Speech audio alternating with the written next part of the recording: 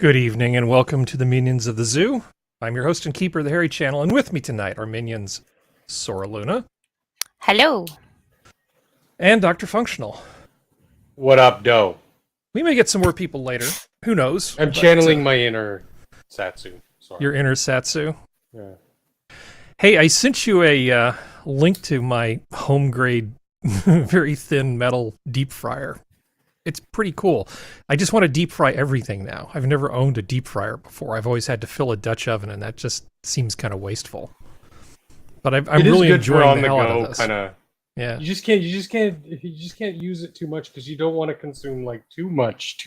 You know, it's still fried food. Yeah. But I'm still doing that eat once a day thing. So I sort of don't care. That's the deal I've made with my body. It's like you only get to eat once a day, but you can, within reason, eat whatever you want. Speaking of eat whatever you want, what did you Canadians do for American Thanksgiving? Did you have like a turkey sandwich or something? Well, half of us watch football. Yeah. Hand egg. So they watched Hand Egg. And the other half of us played video games, watched Netflix, same old. Yeah. So we celebrate Thanksgiving during the harvest season, which is its intended purpose. But anyway, but buttocks or buttocks, such a funny word. That word has enamored me ever since I was a young child because of how it is one of the funniest.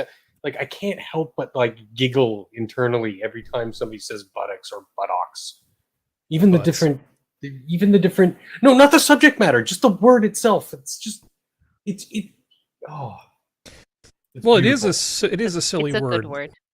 Flummox is also a pretty good word. Any double X word and double X sounding word is going to be good. OCKS, bollocks. It's all good. How about you, Sora? Did you do anything fun since I've last spoken with you? Not for American Thanksgiving, no. But I went today to our Christmas market opened last week or the week before. I'm not sure. But I made it in today. And I had some mulled wine and some raclette over smoked ham and boiled potatoes. So I'm very happy. And we bought liqueur, a spiced honey liqueur and coffee and cocoa infused vodka. Man, wow. Very good. That does sound really good. Mm-hmm. So what's that island right by Vancouver? I know there's a big one, but isn't there Vancouver Island? Yeah, I know. Isn't there a small island that people go to that's got lots of shopping and swanky things? It's been decades since I was in Vancouver. Is it just literally Vancouver Island? Yeah. Is it? Well, we have islands. We have islands in California. We've got Catalina Island. Oh, I wanted so badly nice to go there. Yeah. So with the first time we were over there, and we could have gone there, whatever. But it was my freaking vacation.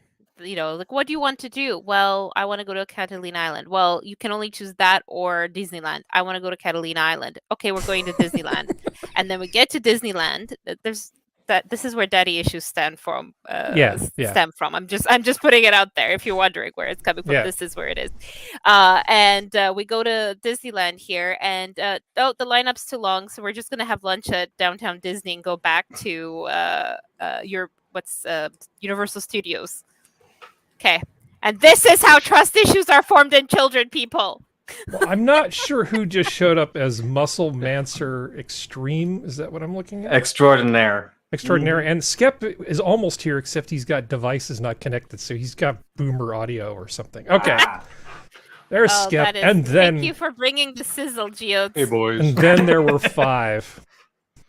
But yeah, there's a bajillion little islands, but Vancouver Island's the only thing of no. If you're looking, if you're thinking of big. Yeah, really, the only thing that's fancy schmancy is Victoria on that island, because everything else is meh. Yeah, it's also beyond if you of wilderness. course, if you outdoor stuff, yeah. If you're more outdoorsy, then you have the whole island. because the top eighths of the island are all far too cold for anything fun.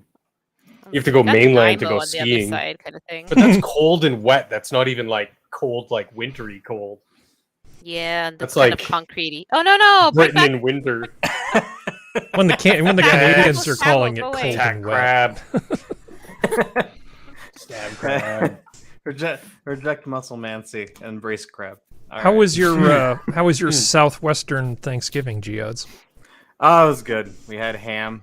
We had a little bit of vegetables. Like, it's funny. Like, we were reading articles saying like, "Oh, here's the average cost of a Thanksgiving dinner," and there's like $300, and we're just like, "What are you guys doing?" Yeah, it's like, "What are you guys doing?" We actually managed to keep it pretty cheap, and But, for how many people is that 300? I'm thinking of like the McAllisters from Home Alone. Like there's All 50 of them? people in the house. Like, I no. apparently it's like average American household, so I'm guessing like 2 parents, 2 kids. I don't know, but it was wild. We were reading that and just going like, huh? Yeah. So. No Thanksgiving I ever had as a kid. We did have this one time when the Irish setter ate the ass out of the turkey that was thawing on the sink. And that dog was amazing. That dog was fantastic. She would get into things she wasn't supposed to get into, but then try to like hide it. Like she got into my Easter basket once when I was a kid, but she only ate the ears off the chocolate rabbit and then left the rest. It's fine. Nobody'll notice. Nobody'll notice. That dog was smart. Oh God, that dog was smart. She used to ride around with my grandfather in his pickup truck. And she was one of those red and white setters, so she had this long hair, right?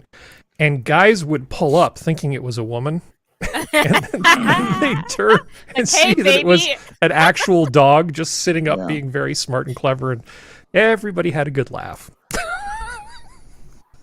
Anyway, how have you been, Skep? Oh, what would we do without dogs and children to entertain us? You know, it was a good, very filling Thanksgiving. Lots of food, lots of grandkids, lots of family, all that stuff. The dog sitting continues, and you know, life just kind of tripping along, getting ready for the winter. We've been harvesting all the seeds because all the seeds come out now, and we want to, you know, we're breeding impatience. The exciting things in our life is crossing different lines of impatience because it makes the petals have splashes of color. It makes them real pretty. Yeah, I was gonna say that's a weird name for a flower. You know, kind of like chastity is a weird name for a stripper. but now on stage number 4. Yeah. Impatience. Chastity. Chanterelle. Oh, wait, what? They never have names. They never strippers. Yes, Is it named a stripper after some kind of fungus? That'd be so. Strippers never have names like circumspection Morel or Chanterelle. responsibility. No, if you want to go on the nose, Fiddlehead. Fiddlehead. Fiddlehead me this. Okay, yes. Where were we? Let's see. We were going to bullshit for a while. So we're in the bullshitting phase of the show. Let's see. Who do we have in comments here? Oh, Jack's here. Hey, Jack. Elwyn. Keever Dam. Green Badger. Yay. Hey, Badger. People are here. We're not just talking to ourselves. Excellent. Good to see you guys. So, I think I told you that YouTube has decided that I'm probably a bit naughty, or at least I like spicy things. So I think You're toxic. This is a thumbnail that YouTube gave me, and I think they've got me figured out. What do you think of that, Skep? Do you think that thumbnail game is on point? It's like they know you. It's like they know me. Thanks, I don't YouTube. get it, Harry. Do you like Classical music and Oh boobs. yes. And Harry red hairs. with Harry and I boobs. both enjoy this for exactly the same reason. I think YouTube has got me figured out. Yep. Good music and boobs. Wow. It goes a little beyond We that. really are It's, simple it's, creatures. it's actually quite beyond that. But beautiful women making amazing music, man, there's just nothing, almost nothing better than that. Yeah, it is kind of intoxicating. But YouTube, come on, I'm better than that. I'm not that. I'm not that The shallow. fuck you are. I didn't watch that video. I did not watch that video. I did make this thumbnail so I could show it to you. But I It's a didn't fairly actually watch it. tame dress, though, Oh, it you know. is. for a concert. It's just But I mean, nice if you're feature. trying to get people to listen to classical music, this Yep, is that's this a is good one thumbnail to effective do it. marketing strategy. That now the guy to her right, I'm not quite sure. We need to get Eyebrows? somebody more like Geodes. Yeah, he just looks a little confused or something. Like he forgot where his just, car like, keys wandered are. into the wrong room. He's like, did I leave the oven on? I don't know. I don't know what the rest of that is all about. Yeah. Man. Oh yeah. Let's see. And it only gets better. Yes, I'm Mhm. conducting science. Yeah, absolutely. Hey, did anybody hear how Serenity's doing? She's ill. Mhm. Her voice is She shot, won't- so she can't join us. I'm sorry to hear that. Yeah, I'm sorry to not hear that. Yeah, me too. Mhm. Yeah, and by that I mean Serenity. I don't know what her I pronouns knew are. what you meant. Yeah, but Bad sign. yeah. So there is one thing I did sort of want to talk about. I don't have a thumbnail for it or anything. I'm not sure it particularly needs one.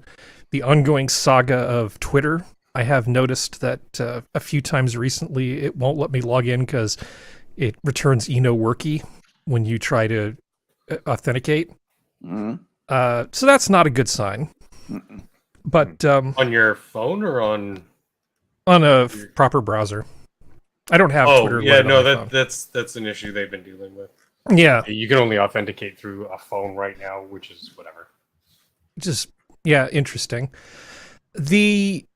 But there's this whole brouhaha about Apple sort of teasing that they might drop the Twitter app from the Apple Store for the iOS applications. I'd buy an Elon phone. I guess just to sort of protect people from, I don't know, harmful words that might be harmful. I'm giving the Kamala Harris take on this sort of thing. And so Elon Sure. said, Thank well, I could goodness. just come out with my own phone. How about that? How would you enjoy that? I think that's pretty good banter. Hopefully all of this is just a bunch of saber rattling because Elon's got enough to do without trying to launch a new mobile device. Yeah, that's one step at a time, What? Elon. He could just buy Nokia. You mean buy what's Just left be like, of fine, Nokia? buy Nokia. Fuck y'all. Yeah, I think we should all start rocking 60 series flip phones. I think that would be great. Because I always wanted a flip phone. So, yeah. I'm man, down. there was a time when I was a bit of a Nokia fanboy, and I think I've owned way more different Nokias than anybody who doesn't work at a cell phone store should ever Wow. own. I've owned a few. I was a complete Nokia addict. They were so much fun. Just about from the jump. Yeah. Remember when Snake was in color? That was great. Yep, Snake. Yes, absolutely. I think my favorite Nokia is not a particularly sexy one, but it was a candy bar phone. I think it was a 6310i. No. That thing, you could charge it. It had a black and white screen, and it was slim, but it felt really good in your hand. It was like a good size, right? And sort of the distance between what she said. the ear thing, the microphone and the speaker was perfect for the shape of my head.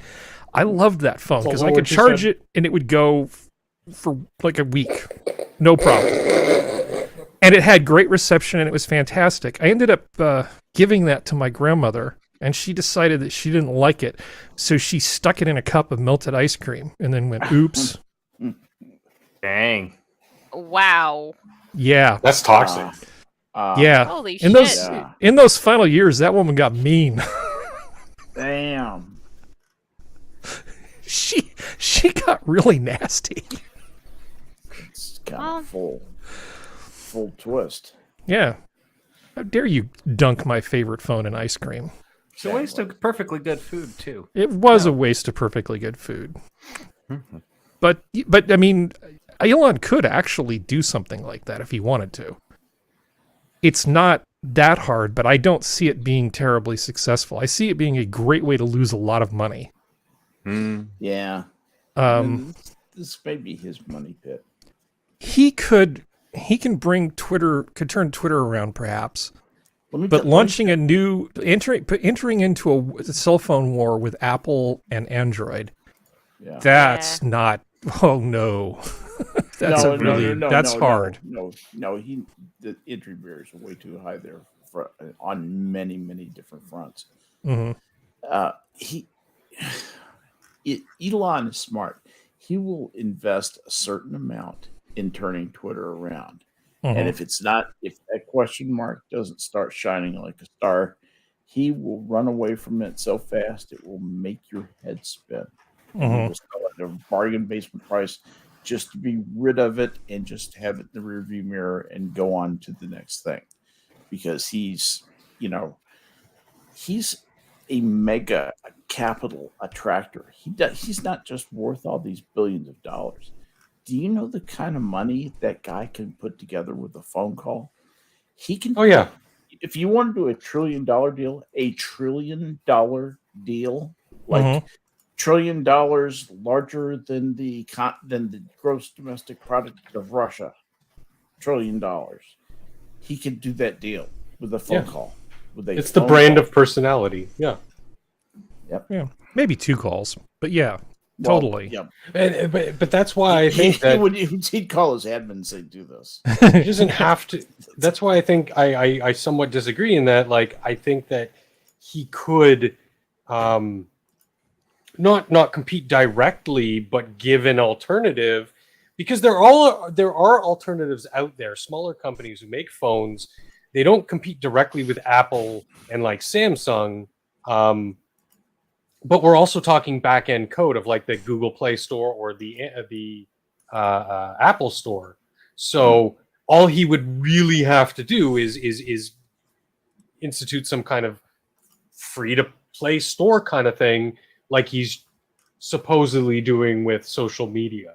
So we'll see. And I like the ideas that he's been spitting out about how he wants to open up the features of Twitter so that Twitter would be a catch-all social media platform. So if you want to do video hosting like you can do through YouTube, well, you know what? We have Twitter TV or whatever. Or you want just short form, quick bites like Twitter traditionally, you have Twitter proper. You want a more fleshed out, full engaging social media experience, we have our Facebook clone, and it'll all be intertwined into the same, like what Google has right now, or like, you know, they've got all these different subsidiaries. There's Instagram. There's the names of the social media, because I don't think it can become a proprietary.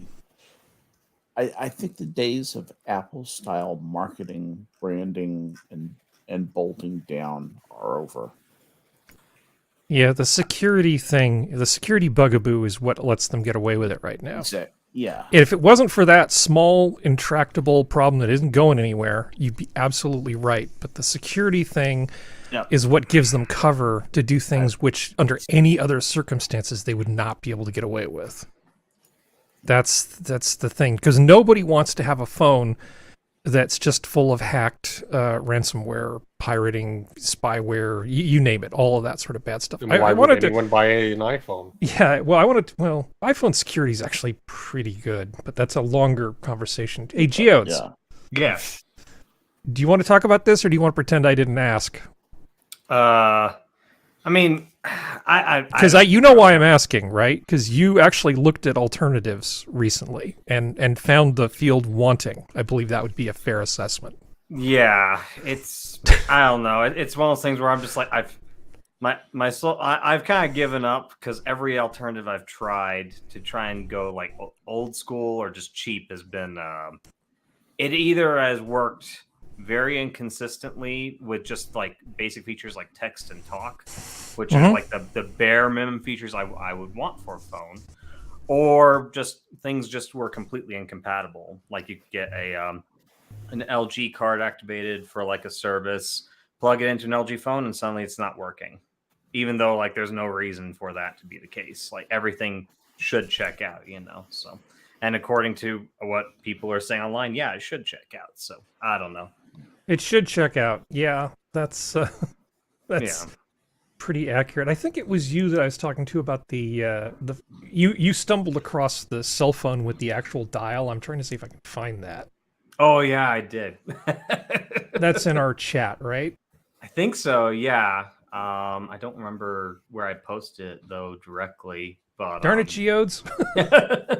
Yeah, but it was an actual phone with like an old dial pad, like it was like the one that you'd slide to the number and then proceed to do the same with the next number and everything. It was kind of actually funny. I thought it was silly for a cell phone because that would get caught on all kinds of things like clothing, or it would be hard to fit into like certain types of pockets and things like that. But it was just a funny little device that I found in my travels across the internet.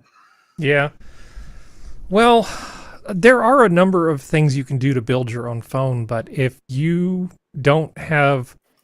There's so many different bands that are out there, and any carrier only has one or two of them. Just getting good band support from whatever mobile virtual network operator you decide to get a cheap SIM card from is tough.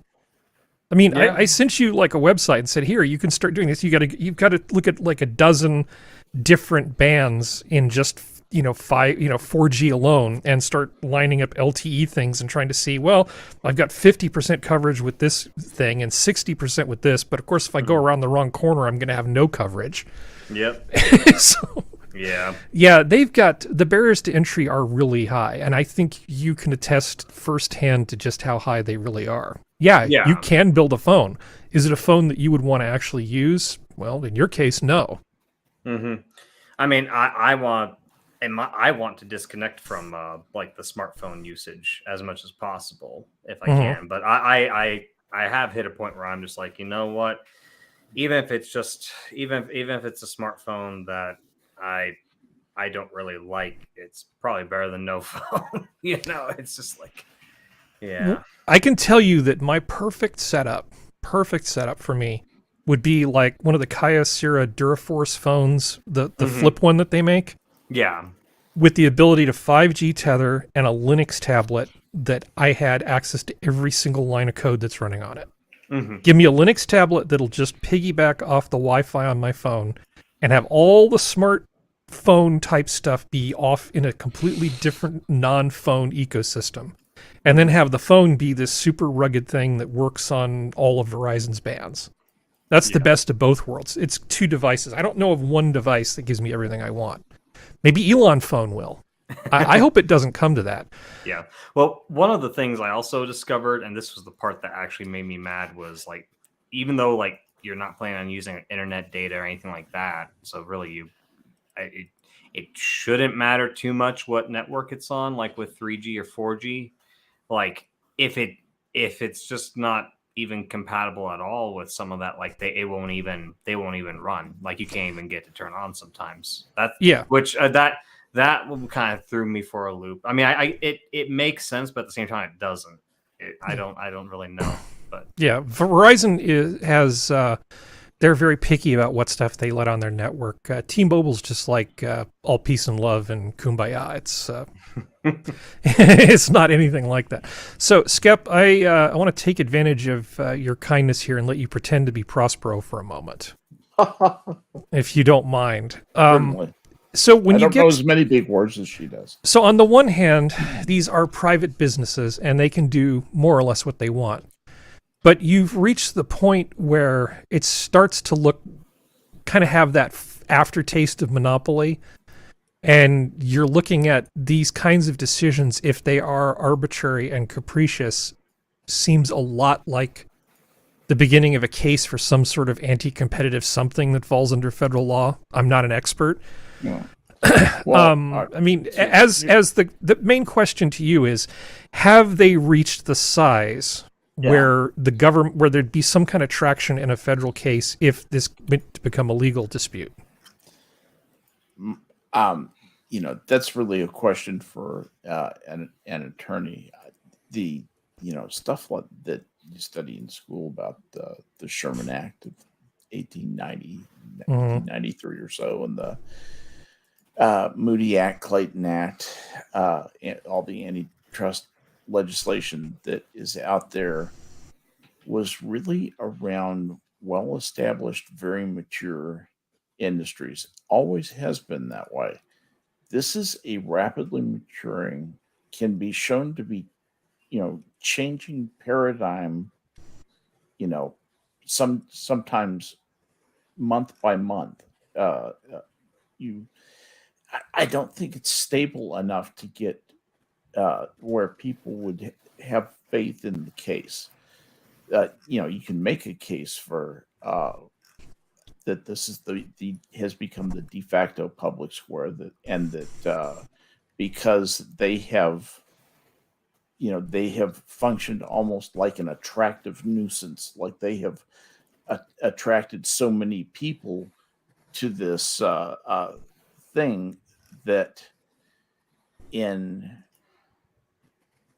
regulating speech on it, they do something so offensive to the common weal that it merits intervention by the government. That's the kind of hurdle I think you'd probably have to cross, and that's legally that would be a steep hurdle. Yeah. Plus, that's just a theory. Yeah. Well, I guess we're going to find out, because it's going to be interesting. I just hope Apple doesn't do this, because I think it's incredibly stupid if they do play this game. It's bad enough that they're putting the threat out there, but I want to show. Hey, Sora, you still with us? I'm here. Okay. Does this person seem happy and well adjusted to you? They're in I've seen New this. York, so no. Wait.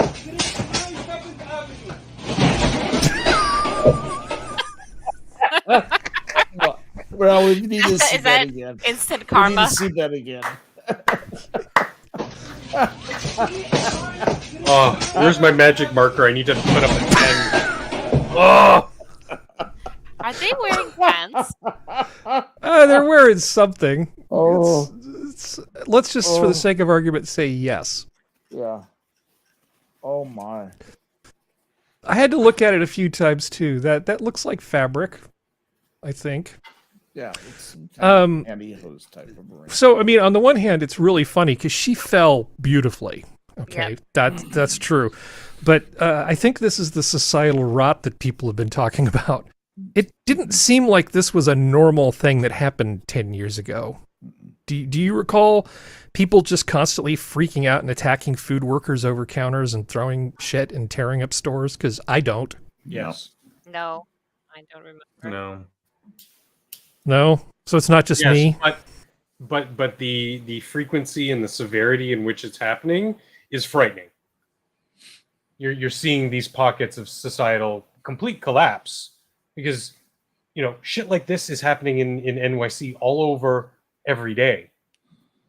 A gang of motorcycles and mopeds, quad runners, robbed a guy of their BMW in broad daylight yesterday. Wow. New York City, like huge swaths of the city, is just becoming completely lawless. You can get away with anything. It's terrifying. Well, this is not a problem we're going to solve. I mostly just enjoyed watching that woman fall. Yeah. So, when I visited there multiple times in the 90s, I fucking loved that city. It was great, but now just not a chance. So this is a thing that happened. Italy's Giorgia Meloni to revoke benefits for Italians who refuse a job. I'm kind of enjoying the new populist conservative Prime Minister of Italy. I don't know about the rest of you. Italian Prime Minister Giorgia Meloni presented the government's first economic policy initiatives Tuesday, announcing a $21 billion in budget tweaks would be used to help industry and families cope with soaring energy prices. Now that sounds a little weird and annoying, but be that as it may, the Prime Minister has announced a major overhaul in Italy's economy, signaling a shift from previous governments on state benefits.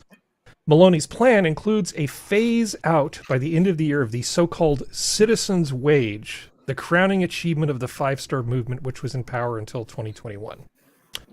Maloney has vowed to abolish the expanded welfare program altogether during the campaign, arguing that it encouraged people to stay on welfare when they could work and was abused by fraudsters.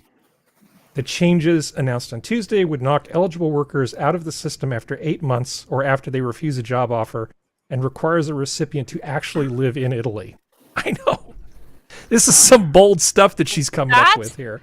That last bit wasn't already in place? No, it wasn't.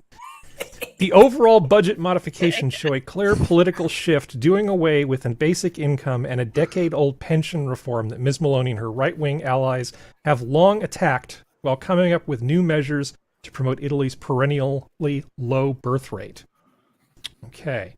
So in terms of the low birth rate, we've talked about this in the past, and I think Skep quite accurately said, well, what would you actually do about any of this stuff? Well, I'm not prime minister of anything. Here's what one person's answer was to this. The country has one of the world's lowest birth rates and one of its oldest populations, a demographic winter that experts have warned about for decades given the implications for the country's costly pension system. To encourage families to have more children, Maloney announced a 50% increase in the baby bonus checks parents receive the first year after the birth of a child, and 50% increase for 3 years for families with more than 3 children. Women who choose to extend maternity leave beyond 5 months for an extra month can do so on 80% of their salary rather than 30%.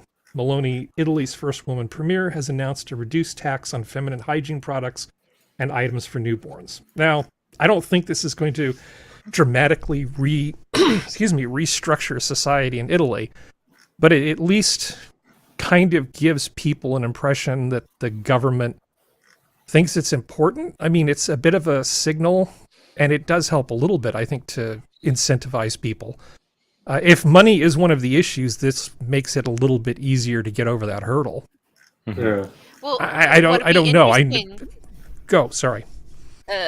Korea, like South Korea, Russia, and Germany, I think all have similar incentives for giving birth, like different, bonuses, reductions. I watched this very interesting video ages ago now about you get in South Korea having a special card that basically you end up not having to pay a lot of stuff because you're getting this money put on that card by the government throughout the pregnancy and the first like few months of the child's birth, and it's all these like to pay for things that you do like in the hospital or whatever, like extra stuff. So it's interesting. But what I would like to know is, do they have data already to show has this improved the birth rate at these countries? Because then you'll know if it's going to help at all. Well, it's too early to say. I mean, it literally just happened. So I know. Well, for Italy, but for the other countries, do they have statistics? Like, when did they start this incentive? Has there been a marked increase, or are people signing up for these benefits? How is it working? Because it's interesting, right? Yep. Revealed preference is what you're asking about. What do people's actions actually say about what they really think? It's called revealed preference. Because people lie about stuff. The truth. Yeah, people lie about stuff all the time, right? Right. Because they want you to feel a particular way about them. So they have to virtue signal. But when somebody says, "Oh, I really, really love my state," and they're whistling while they're packing the U-Haul, if you're leaving your state, that reveals that you really don't think it's all that great, and especially in large numbers. So sort of the Adam Carolla school of thought is I'm very sympathetic to on stuff like this. If I'm doing a job and I'm working 40 hours a week and making $80,000 a year, and somebody next to me is working the same job, working the same number of hours, possibly fewer, because they are going and picking up the kid and doing all that sort of kid stuff and getting paid not just only what I make plus like a bonus, to encourage, because they have X number of kids at home, that's going to kind of piss me off because we're both doing the same amount of work. That's problem number one. Problem number two is, do we really want the state being sort of a de facto parent in any way at all? And that's what's happening is the state is kind of inserting itself as a guardian there. Yeah, because I mean, she's right wing. She's a right wing populist, and what she's talking about could just as easily be washed with a different color and put out by somebody from the opposite side of the aisle and be indistinguishable from it. Interesting. I mean, to me, this doesn't seem like a particularly conservative thing. The thing that you should do is, if there's any kind of disincentive that the government's creating, you would get rid of that, certainly, right? It has a nationalist flavor. Which it does.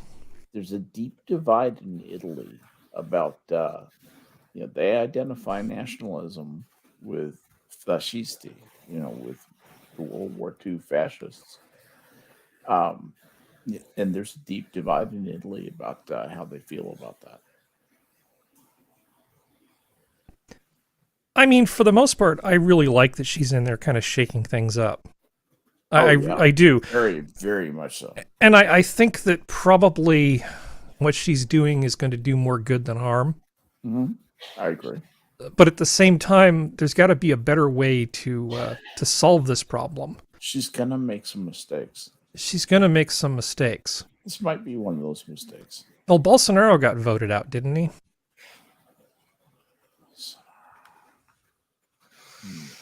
Probably should talk about that. Talk about Bolsonaro getting voted out? Why? Yeah. I'm just talking about... There's some funny business. Okay. I'm not claiming that there was anything rigged in the election or anything like that. I'm just saying that he had his chance to sort of be the conservative reformer, and it doesn't seem like he took Brazil by storm with the changes that he made. Yeah. I frankly think I'm surprised he wasn't more successful politically. It shouldn't have even been close as far as I'm concerned. Let's see. Yeah, on 30 October 2022, in the second turn of the 2022 Brazilian general election, Bolsonaro lost to Luiz, impossible to pronounce, becoming the first president in Brazil to lose his bid for re-election. I just don't want to see Maloney gone in 4 years and accomplish nothing. I would like to see her actually do really well and be just a complete pain in the ass to the EU. I like the fact that she's inside the EU making them twitch. That, to me, is a beautiful thing. But I'm easily amused. Yeah, exactly. Let's see. Oh, Geode's got yeeted. I had to step away for a bit. Yeah. Sorry about that. You're good. Okay. Let's see. What is the next thing? This is another story that came along. Now, before we get all excited about this, it says Texas school staffers accused of locking up boy until he ate his own feces. Oh. There's a lot about this story that makes absolutely no sense to me. First of all, it never says anywhere in here how long they locked this kid up for. I mean, can you imagine a scenario in public school where you would have been locked in a cupboard or anything like that? And somewhere between arriving at school, being locked up, and going home, your feces seemed like a necessary thing to eat? This whole story makes no sense to me whatsoever, but apparently it's a big deal. Does anybody know anything about this stupid story? Well, the only, from what I've read, basically it was a kid who was special needs who they put in a room unattended, who the kid apparently fell off the chair and injured himself. And I guess, I don't know, it's one of those things where it's one of those things where I'm wondering how mentally damaged this kid is, or whether this kid might have had like some kind of episode or something. That's the only thing I could really figure out. But yeah, locking up a special needs kid and not giving him the care that he needs, which he needs care. You can't just leave somebody like that alone. Yeah, that would be bad. Go functional. Well, I've worked with taking care of some of these kids, and some of them, they are really really awful to the point where not the kids themselves, but the situation where you cannot leave them unsupervised for any real amount of time, because they might start digging in their diaper or doing something they shouldn't be. And not only that, but like psychological trauma of like leaving them alone or confining them somewhere where they can't see other people can set them off really badly. So this could have been a matter of hours, and it would have been immensely painful for that person. Again, just if it's a case that can be on one of those extremes, it seems like that is what happened. Obviously, I don't know the facts of the case. I read it, and like I just got so angry because this is the type of stuff that we supposedly moved past in treating the mentally disabled like this, and it infuriates me. Because, okay, this is me again being kind of a dick, but if something like this happened with a kid, I'd be putting 10% of my attention on the teachers and probably 90% on the home environment, because something is not right about this story. Something is going on that is not in the text of this story. Mm-hmm. Yeah, I don't Mm-hmm. think Definitely. we know everything yet, and I would say wait and see on this story. Yeah. You might be spinning your wheels without all the facts. Oh, I'm confident we don't have all the facts, but I love the fact that the Not New at York all. Post just goes right out there, and just throws this headline out there. Like, Yeah. okay, this is journalism. This is how we do journalism, because it doesn't feel like Yeah. journalism. Journalism. Yeah, no kidding. But yeah, I mean, you're completely right. It is leading to the bigger picture of just this is the state of mainstream journalism today.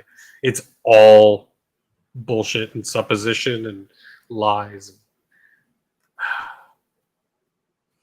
So what about this? Kanye West announces 2024 presidential bid. Yay! Did everybody forget that he did that Yay. in 2016 too? Yay! Yay! Who cares? Yay! He's a loudmouth, crazy moron. Stop listening to famous people. Well, he did announce up. this thing, and then Except for Harry. Harry's famous, and you should listen to him all the time.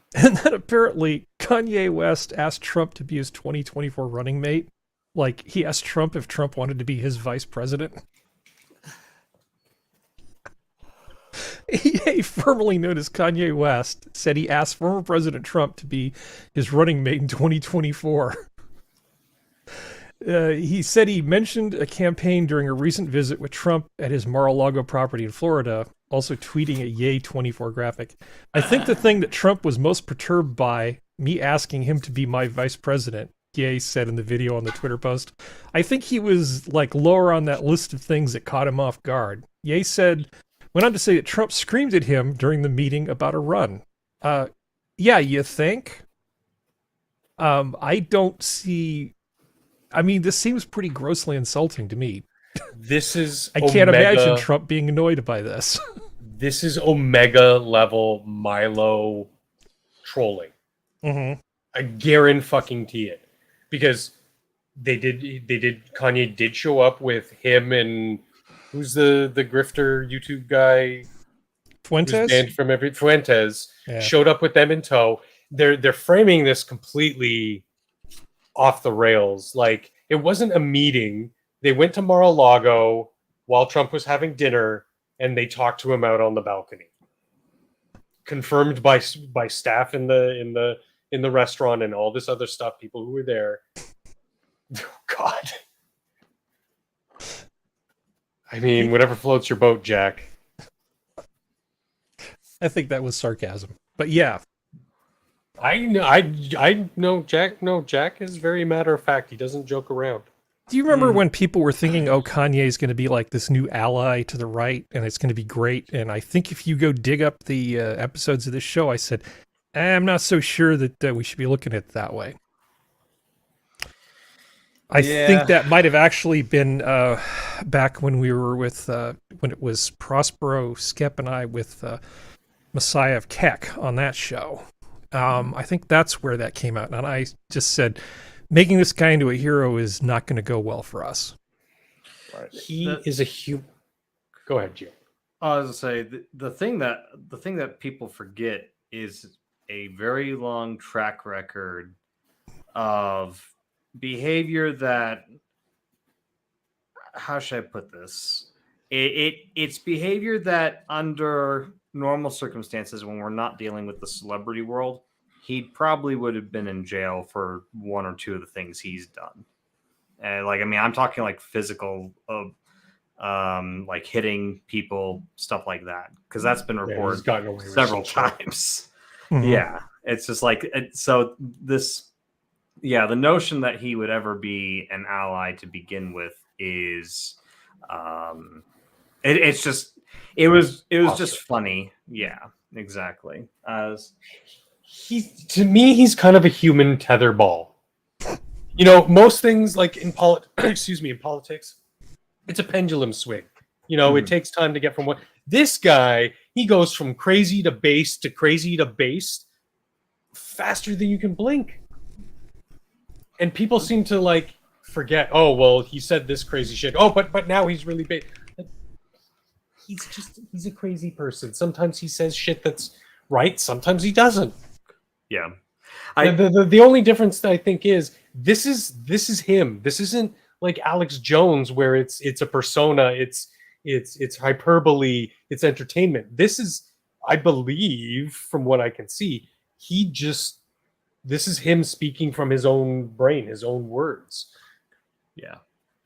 I think it was Prospero who suggested to me, and this was the first time I'd ever thought about that, maybe he's like bipolar or something. And obviously, we don't know. Yeah. I'm not claiming medical Can't make a professionalism here or diagnosis, anything. yeah. But yeah, it's just one of those things where I was like, it was just trying to figure out why he is the way he is. Allegedly, yes, exactly. So There, we're good. We can say whatever we allegedly. want now. there you go. Ignorant. Allegedly, you're ignorant. Yeah, but yeah, no, I don't know. It's just one of those things where I'm just like, whenever I hear Kanye West is doing something, I'm just like, okay, it's going to be in the news, and you know, it's probably going to amount to very little, realistically. So Yeah, he's a good distraction. He's a very good distraction. yeah, Yeah, well, let's see. I was listening to some clips from Gutfeld last night. And so Gutfeld was talking about the 2024 Republican candidates, you know, people who might run against Trump. And so he'd list off a name, and then there'd be a certain amount of applause from the audience. And so, of course, he starts with DeSantis and, you know, smattering of applause. It's pretty good. Then he says Nikki Haley, and a little bit less applause. That could just be people kind of like her, or maybe they just feel guilty not clapping, right? And as they go down the list to like Mike Pompeo and Ted Cruz, it's like you're just getting just like nothing. You're getting like just there's no, based on the incredibly scientific Gutfeld audience poll, clapping poll. I have a feeling Trump is way out ahead of all the other Republican candidates, at least in terms of people today, 2 years away from the election. I don't think most Republicans are looking forward to Trump running necessarily, but I don't think they're really thinking in terms of anybody else taking his place. The closest I've heard, and this is just from talking with people that I work with, a lot of people do want DeSantis. And I mean, obviously, me and Serenity have talked about it.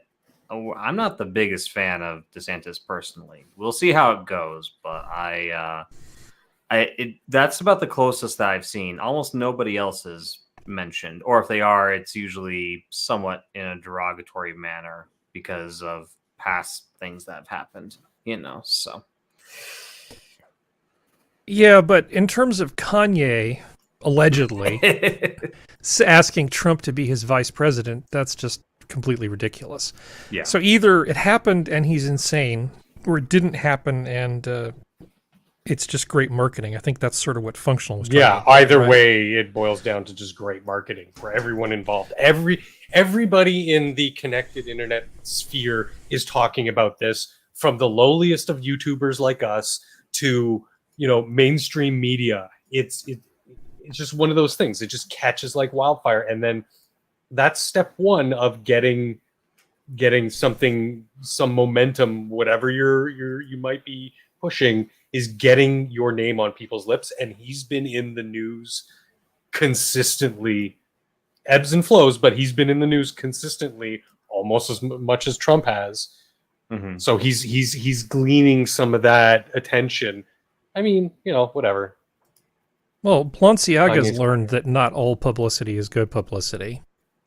They had their little ad campaign where, was it some young kid is holding some bondage teddy bear thing, and that seemed to annoy people. A lot of words were bandied about. Some of them I think were really hyperbolic, and they're words I don't necessarily want to say on the air.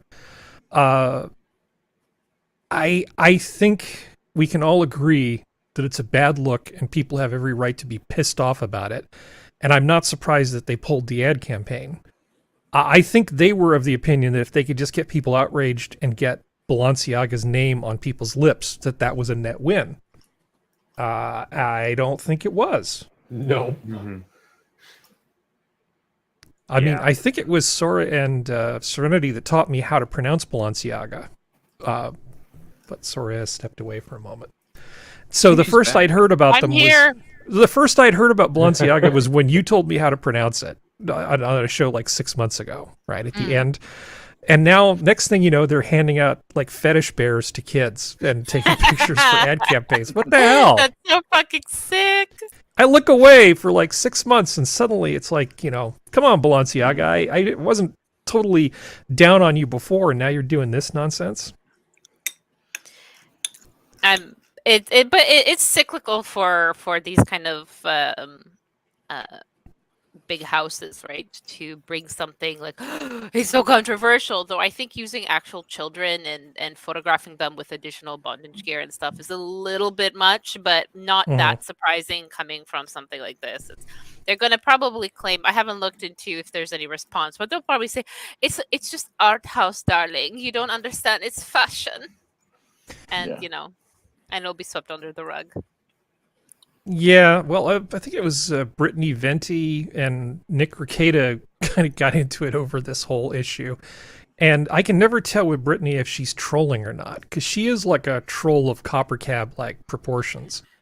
I don't know. I can never tell if she's being serious about anything or not. I don't think she's serious. I can't tell. Considering that from what I remember, she's part of the "He Will Not Divide Us" thing with like LaBeouf, Shia LaBeouf, and all those people. I would say definitely an expert level troll. Yeah, I think she's an expert level troll. But people, the Balenciaga thing, whether you think it's CP or whether you think it's just a bad look, wherever you fall on the outrage spectrum about Balenciaga, I think they found out that on the fuck around and find out graph that they were on the wrong side of that line. This did not go well for them. I'm thinking that, to take it back to the original article, that Kanye saying what he's saying is not a net win for him. Yes, it gets him exposure. I don't see how this is good exposure. I think this is a net negative, because to anybody who hasn't been carefully following him, it just makes him look insane. It's an insane proposition. So if he said it, he's insane. If he's lying about it, he's insane. I just don't see this as a net win, even in a guerrilla marketing sense. That's me respectfully disagreeing with, I think, Functional. No, because I think you misunderstood me. I may have. For me, the advertising was for Milo. Milo, my theory is that Milo's the mastermind behind all this. It's a huge troll. It's a huge chess game that he's playing on his own with his own rules, and he wants to get back into the light of things. Trying to, like, if the Twitter thing happens on Monday, the blanket amnesty, the reset, as I've been calling it, that he might ride that wave and be on people's tongues again and be relevant again. I don't think he gives a shit what happens to Daddy Trump or Kanye. But I mean, look, he's two of the hottest names on people's in the media's lips right now is Trump and Kanye, and he's riding their coattails and siphoning their exposure. So if Kanye crashes and burns, who cares? Milo's going to be standing on the ashes. Yeah, who's that comedian in quotes from Saturday Night Live who keeps dating all these famous women? Pete Davidson. Pete Davidson, yeah. Maybe he could get Pete Davidson to be his vice president. That would be hilarious. I mean, in all honesty, I think Trump would be. It'll come out of nowhere. It'll definitely take people by surprise. Kanye Bieber 2024. Yeah, Bieber's a Canadian, isn't he? Isn't he one of yours? Yeah. Yeah, but you guys took him in, so it's no backsies. Yeah, it's okay. Well, let me ask you this: as long as we're kicking it around, Okay. Are you asking me or who are you asking? the panel. Okay. You and everybody. Go ahead. Trump is obviously going to be the nominee of the Republican Party in the next presidential election. Who's going to be his running mate? I think that's a very interesting question. I think he'd be stupid to not pick Carrie Lake.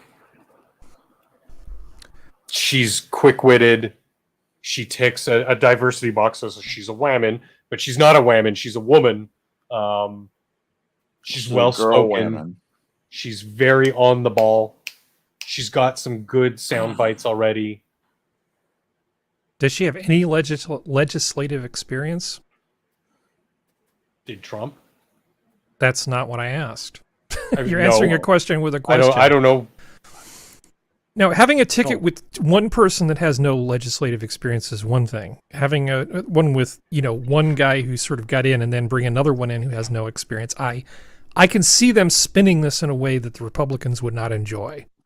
Remember that the media is 10-1 against these people in terms of spin. So I like the idea because she's very quick. She's knows how to handle the media, so she knows how to campaign well, I think. I think she would do really well. And Michigan, which are going to be, and Wisconsin, which are going to be the new swing states. Yeah, it used to be that you would just sort of have candidate A at the top of the ticket and candidate B, meaning whoever could bring the rest of the South along for the ride. Right. That was the formula, and that formula is broken to hell now. It doesn't mean anything. Yeah, exactly. So, yeah, I like Carrie Lake. That would be interesting, but I think that the media would probably spin that into a net negative against him. I could be wrong. She doesn't come from the right part of the country. Sorry, but this is not going to work. But she was a journalist, wasn't she? She was. The biggest issue I see with her, and it's not necessarily with her per se, but even Fox News was doing this. They were all spinning the narrative of we are seeing. There's two narratives they're spinning. One is we're seeing these Trump elected Republicans all failing, which was not entirely true because Arizona has a few things going on that need to be addressed. Like 80 wins, like 4 losses, and they're like, "Oh, look, he lost." Allegedly, yes. Allegedly. That's number one, and then number two is that they were starting to emphasize, like, we're starting to see this rise in these politicians who, run, don't win, and then claim they won and just act like impetulant children. So they're doing that narrative again. So they're trying to, and this was Fox News talking about this. So if her and Trump run on the same ticket, those talking points are both probably going to be major talking points. And I think that's actually kind of what they're setting up, because I think they are also anticipating if Carrie Lake becomes his, vice president or VP. Yeah, so. Pence, not the most exciting man in the world, but reliable. That was the thing about Pence, is he was reliable and stable, and he made the ticket look more balanced, because there would always the idea that they were trying to sell us on is it's okay if Trump's a little out there, and he doesn't have a lot of experience. He's got old Mike the anchor to go along with him. And Pence is a surprisingly good speaker. Yeah, he is. Wasn't he a radio host? I don't know. I think that was his background, was as a talk radio host. I'm really not kidding. Well, now you're just trying to make me like Mike Pence. I think that is. Hang on, I'll tell you in a sec. I had this. It's much more fun to think of him as real life Race Bannon, but okay, talk show host, radio host, talk radio host, I guess. That's a hard job. Can you imagine what it would be like just having to do that for 3-4 hours a day, 5 days a week? After losing 2 bids for a congressional seat in 1988 and 1990, he became a conservative radio and television talk show host from 1994 to 1999. Then he was elected to U.S. House of Representatives in 2000 and so forth and so on. The rest of his career. Yeah. So that may be why he just seems so at home in front of the camera. Well, since we have 2 Canadians with us here, we also have this allegedly. We can blame them. We have this story here. Largest gun ban in Canadian history. Bill amendment could criminalize millions of hunting rifles. Because if a little of something is good, a lot of something is better. Right, Sora? Oh, yeah, 100%. This is not alarming and bad in any way. I mean, do you want children to get shot? We have to get rid of all the hunting rifles. Because in that way, kids can just be gored by moose. So because First, I want money incentives. No, you set up birth money incentives because none of these plans talk about how long the kids have to survive, right? They just need you. They just say you need to give birth to them, and then you get all this money. And then, well, if they toddle over a handgun that happens to be on the ground and something happens, well, that's okay. Make another, right? Oh, I thought you were going to send them to Vancouver Island and then hunt them for sport. Oh, we can do that too. I mean, it sounds like Vancouver Island needs some sprucing up. There's not even a place on the drinking game for that comment. That's just how inappropriate that was. Yep. So what the hell's going on? I mean, you functional. Explain to me Canuckistan and what's going on here. Is there something that precipitated this event, or did they just decide they hadn't virtue signaled in the last 5 minutes? The latter. I mean, he's been ever since he got into office trying to go after gun rights. It's been shot down every single bloody time. People seem to forget that even as recent as 2016, per capita, gun ownership in Canada was higher than the United States. There were more guns per people, legal guns per people, pre-2016. Up I think it goes all the way back to the 80s, or as far back as I looked. And we also, the citiettes that my neighbors like to forget that 99% of our country is uncaring, unfeeling wilderness that will destroy you, and those are the people who mostly have the guns. Mm-hmm. Like living up in northern Ontario, there's no way in hell I would even leave the front door of my cabin without at least 2 firearms on me. So yeah, they can try. It'll fail. I hope it fails. But well, it's the because reading the comments, not in this article, but I picked it up from a Reddit thing, is people broke down the list, and it's a lot of some of the guns and stuff are museum pieces. They're that old. They're going back that far. Some of them are like Mauser, Brazilian Mauser, this or that or the other. So things that aren't even, it's things that they can point to and say, nobody needs an M1 Garand from World War One. They had a bolt action a bunch of bolt action stuff that are like Mhm. World War I bolt action or something like that. Yeah. Something really like you're like, oh, that's kind of cool if you had seen it, or you might have last seen it in a movie because they It's- used replicas. You know, It's something that, like you said, only a museum or an avid firearms collector who likes these classic pieces would even have. But it's that and they may not wedge, even right? have ammunition for it, right? Like they're Yeah. just collecting it for You could get it, the but I mean, historical yeah, factor. harder.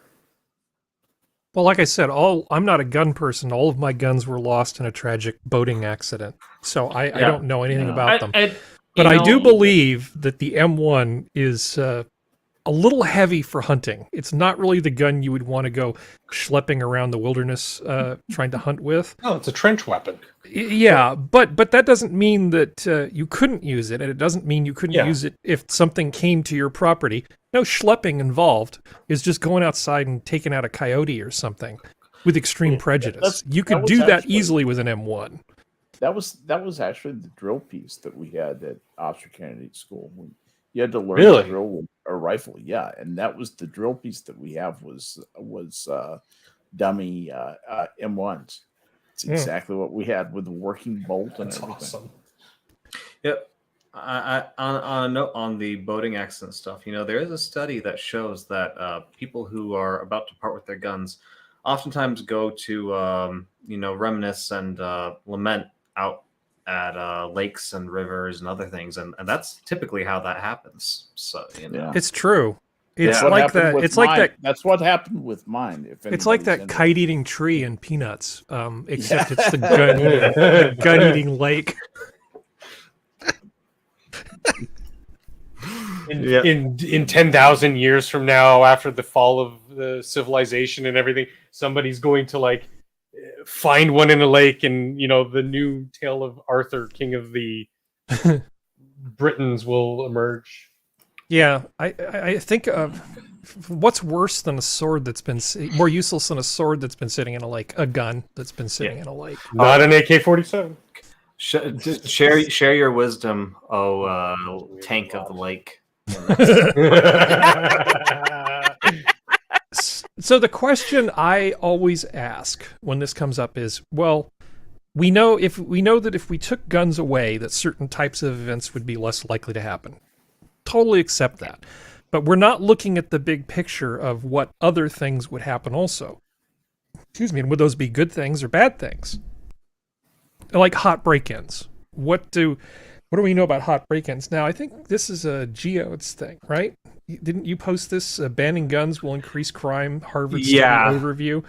Yeah. And I looked through this. There's a lot of stuff. I'm not even going to pretend to say that the blog gunassociation.org is a fair-minded, objective source for this information. Okay, let's just accept and acknowledge the bias outright. This is not a fair and balanced look. Bias. It's about starting a conversation. I'm sure they have cherry-picked the hell out of this Harvard study. What about Okay. your bias? You're immediately assuming, Harry. Come on. I'm an alt-centrist. Don't even look at me, man. Ooh, radical you. So I was going through this, and of course, here's the question that I always ask. The felons most frightened about confronting an armed victim were those from states with the greatest relative number of privately owned firearms. Conversely, robbery is highest in states that most restrict gun ownership.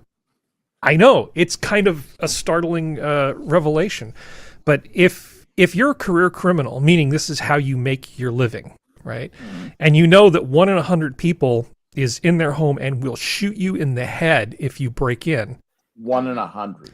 1 in 100 is all it takes. 1 in 1,000. If you're a career criminal, that means that if you rob one home a night, the odds that you're going to be dead with a fairly short career are pretty darn high. I mean, it's not going to go well for you. You don't need a lot of guns and a lot of homes to deter people from hot break-ins. Yeah. At least do me the courtesy of waiting until I'm gone before you come in and take all my shit. I mean, if you look in neighborhoods like where I live, I don't happen to have any guns. No, you lost in them my all. home. I lost them in the lake accident, but my neighbors have a lot of guns, Mm-hmm. and they kind of look out for each other. And the other thing is that, it's not 1 in 10 would have a gun here. It's probably more like 4 in 10. But even a low number, if you're a career criminal, that's enough, right? Yeah. You know, that means the odds are within 100 nights I'm going to be. I know that's not how probability works. Don't bust my balls about this. But for the sake of argument, No. you know, if 100 people have those and you've robbed one house a night, you got 100. You know, you got 100 days before you're going to get blown away. 50. But yeah. Anyway. Yeah. So having the right people have guns is not necessarily such a bad thing. But this Canadian thing where you're going after antiques, I mean, do we have any... I don't know who hurt you guys up there so much. It's just a virtue signal, right? You've already answered that question. It's not in response to anything. Yeah. I don't know. I don't think the it's a thing is virtue that there's, signal.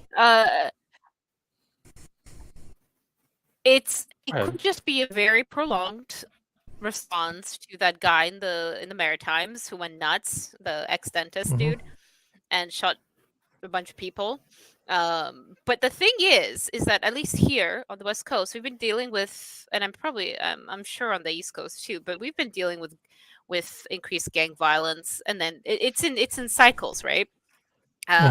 The gangbangers kill each other a couple of times, do us all a favor, and then quiet down for like a few months. But it's nothing that's necessarily, it feels like it's increased. I think it might be a little bit with the brazenness, but I think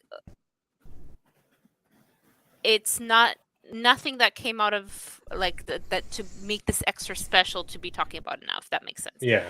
Right, like it's the same stuff, the same news story that you hear fairly often, and instead of like the real conversation should be, okay, how are these guns continuously entering the country that are not registered to anybody? A local 17-year-old kid here was found with a trunk full of automatic weapons. Wow, he's a go-getter. How the hell did he get access, and how did it get into the city?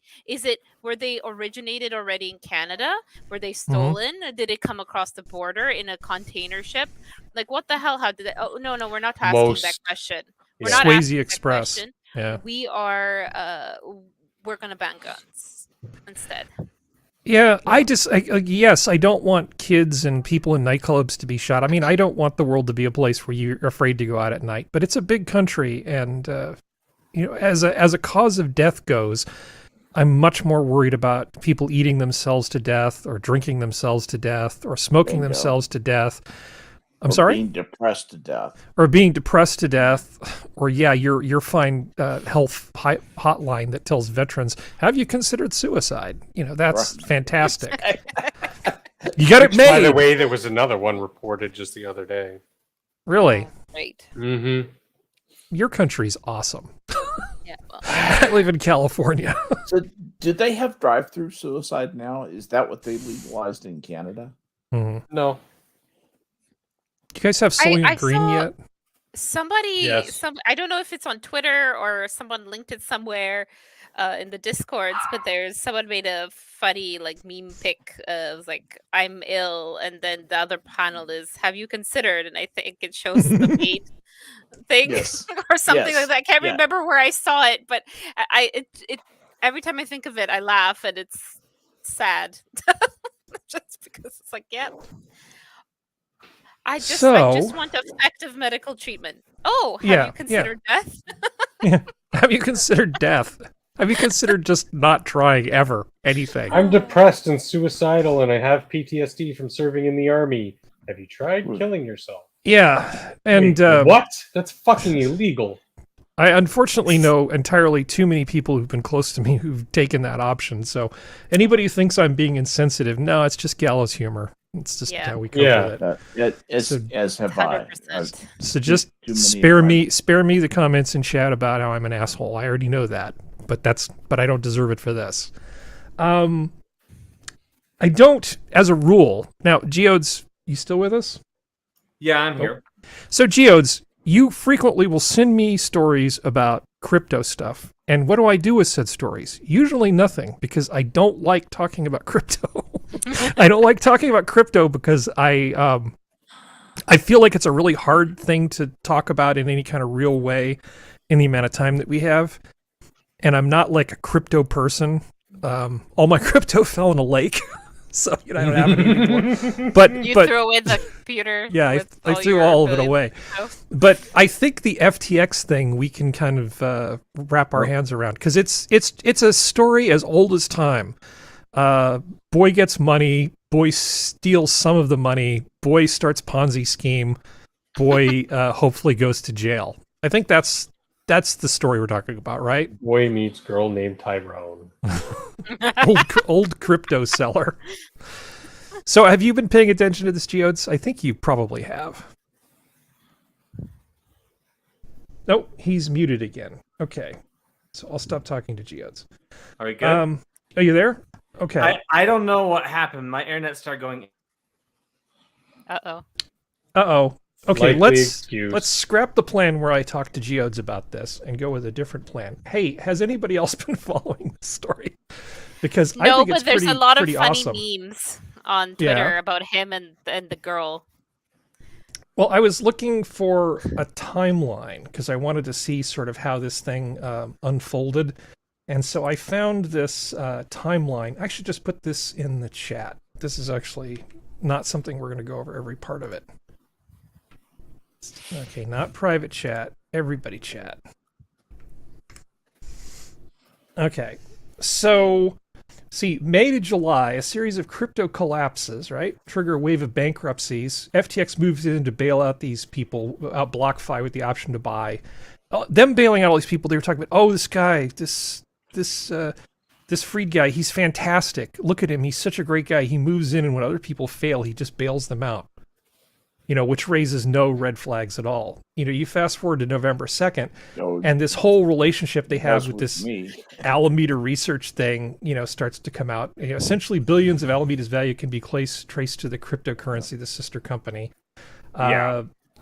Okay. So then the Binance realizes something's going on November 6th and says, yeah, we're just going to sell all of our stuff. So Binance is like, nope, goodbye. We don't want anything to do with any of this stuff here. The price of FTT craters to less than $6. CZ, who's this financial person here, the Chinese guy here, reveals that Binance has entered into a long-binding agreement to purchase FTX completely. Crucially, the buyout pens on a due diligence check of FTX's financials. And that is not something that they want. They do not want a due diligence check of their financials. Because at this point, they start to figure out a bunch of this money is just gone. Like, where did it go? Yeah.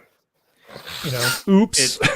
It's been a pretty, the little bit I've caught of it's been pretty incredible. Like how much of this company was, like how it was functioning, how people are like suddenly surprised by red flags that for some reason weren't red flags. It's just... Well, it started on the 2nd, right? And so by November 11th, FTX, their U.S. branch, and Alameda, the other holding company, and dozens of subsidiaries filed for bankruptcy in the U.S. Friedman resigns as CEO, is replaced by John J. Ray III, who famously oversaw the liquidation of Enron. Later in the day, FTX is hacked, and over $300 million is moved off the exchange. Yeah. FTX advises users to delete its mobile app. SPF later blames an ex-employee and malware on the ex-employee's computer for the theft, as one does. Of course. Reuters on the 13th says $1 billion in funds is missing. There's a class action suit, I know, against the people who've basically been shilling for this company. Larry David, Tom Brady, Giselle, yada, yada, yada, right? All these people who've been shilling for awesome FTX. And then the feds get involved on the 16th. In the 17th, they're in bankruptcy court. Never in my career have I seen such a complete failure of corporate controls and such a complete absence of trustworthy financial information as occurred here. That's kind of a bad indictment. And then on the 21st, somebody puts out a deep fake video saying, of the guy who runs the company saying, to collect their compensation, they go to this website that's basically a big scam. You know, so I mean, they're getting just shit on everywhere they possibly go. I mean, this thing just collapsed. It's just amazing watching this thing collapse, and all the big names that are involved in it. They're going to just brush this under the rug, though. The Democrats who've received a lot of this money, and they give a bunch of money to Republicans too. That's why You notice nobody's giving any of it back. No, and none of it ever will be returned. That's the I would first love to Ferengi know- rule of acquisition, right, Skep? Yeah, I would love to know the sources and uses on the funds that flowed through this organization. I would love to see where that money ended up. I'll bet a lot of it ended up in political coffers that might be very embarrassed to give it back, having already spent it. Well, I found one thing which I thought was interesting. Congress members tried to stop the SEC's inquiry into FTX. The Blockchain 8 wrote a bipartisan letter in March attempting to chill the SEC's information requests to crypto firms. FTX was one of those firms. And Harry, you're right. It's the first pinnacle rule. Once you have their money, Never give it back. First rule of acquisition. Yep. So this group of 4 Democrats and 4 Republicans basically put pressure on the SEC saying, come on, you don't want to stifle all this great innovation. You should just leave these people alone. Which raises the question, Skep, what do you want to bet, ... Oh, wait. Allegedly. Allegedly. That's ignorant.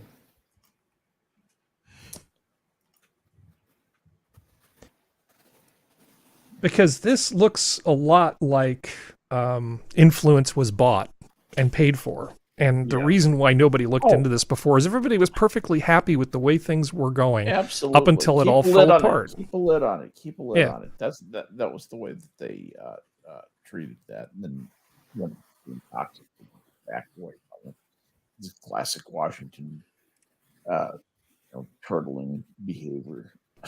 But it's not just Democrats. I mean, this is 4 Democrats, 4 Republicans. I think a lot of these people were getting money. I think it was bipartisan payoff. It's from what I've heard, it's something like 80% seems to have gone to Democrats and about 20% to Republicans. It's a substantial amount to the Republicans. Yeah. There's a case like this a few years ago, kind of. And like one of the other cryptocurrency markets, not to this scale, but where basically the guy and his wife who were in charge of the whole thing mysteriously disappeared, but reports were saying they might have ended up in India or something.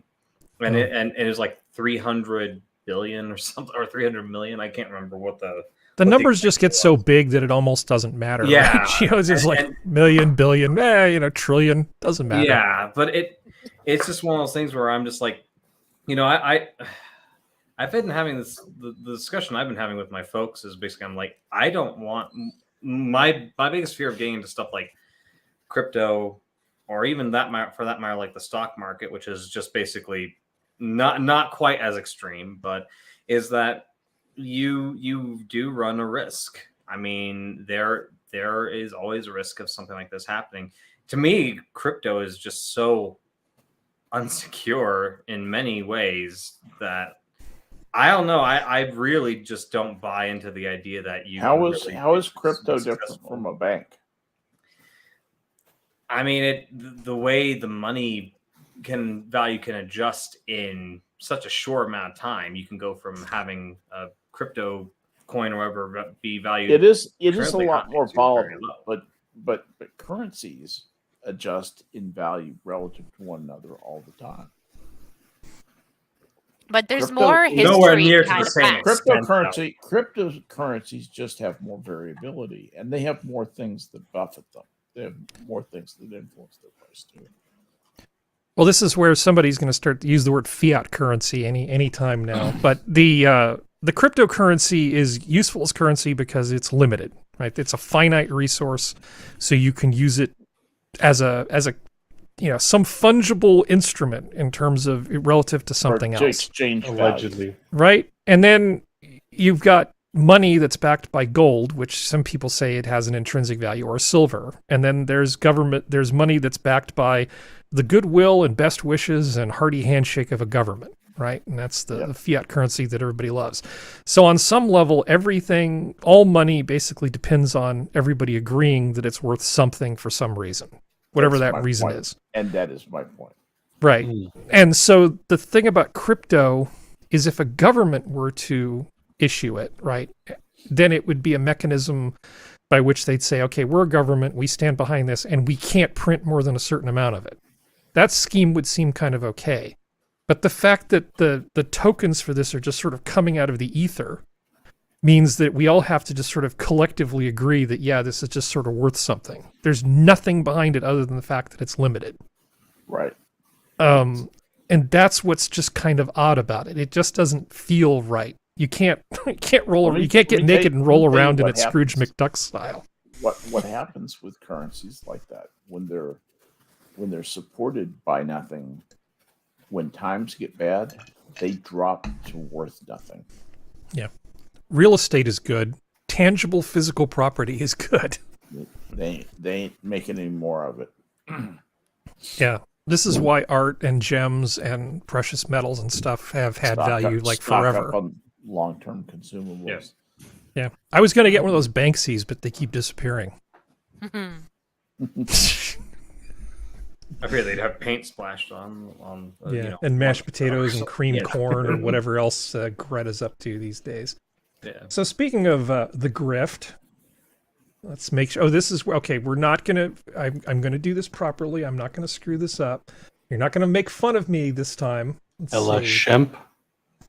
Here we go. Let's see if you're actually gonna get audio. May not have to begin her audio? 11-year prison sentence as Yes, some got it. prosecutors might have hoped for. According to reports, Holmes' legal team is expected to appeal her 11-year prison sentence, therefore delaying the date that she would turn herself in. On Friday, the disgraced Theranos founder was sentenced to 135 months behind bars after being charged for misleading investors and endangering patients while peddling fake blood testing technology. And you might notice there's something different about her. She's got a certain glow.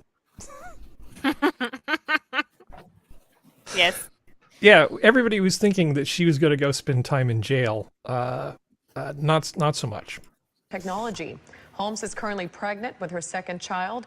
Her attorneys must file an appeal within the next 2 weeks. Joining us now to weigh in on what's next for the case is defense attorney Paula Canny. Paula, thanks for being with us. I'm going to tell you what Paula's going to say. She's going to say, yeah, she's preggers and this could delay things. Between the appeal and brave and her being pregnant, nothing resembling justice for the people who are ripped off is going to occur anytime soon. How far along is she? She's going to be delivering soon. Big, like 8 months at least, not 9. Oh boy. Like Yeah. right at the tail end, yeah. She should move to Italy and have that kid. Yeah, get because some what I was tax breaks. contemplating, if it was early enough in the pregnancy, just go ahead and cut her head off. Well, it gets into the whole discussion of, well, what do we do with pregnant people who go to jail? And Yeah, it's exactly. like, They go to jail, Yeah. and then they have their kids in jail, and that child is taken away from them, and Yeah. they can appeal to get their child out of foster care when they're out. oh, you're so I cold, have- Sora. You're so No, cold. there is this woman on What about the on children? They YouTube. won't. Yeah, on YouTube who went into I'm- jail I'm because being- of drugs. yeah. And this is what happened. She was pregnant in jail. They didn't know she was pregnant until a little bit while, I think, maybe. I'm not sure. I can't remember the timeline. But yeah, they're basically like, well, sucks to be you, I guess. But Elizabeth Holmes was going to save people. All she did was try to help people, and then the cruel patriarchal system kept her down. Can't you see how unfair it is? She shouldn't have to. I mean, it's not fair to her or her child that she should have to, have that Oh, I child in agree. jail. I swear to God, with as much misery as she caused Harry, death penalty. I would pull the trigger on the gun to blow her little heartless brain out of her head. Fuck her. Well, that's very Yeah, Chinese I of would- you. Well, Yeah, I would I'd take do it in a heartbeat. take it a step further, Skep, and do the Cardassian method of cut her open, take the innocent child out, and leave her to die on the table. I don't have a thing for this. All I have is allegedly, and that doesn't really seem to cover what you're doing. Allegedly, that's what I would do. Allegedly. The views Yeah, expressed are those of the participants and not of Harry.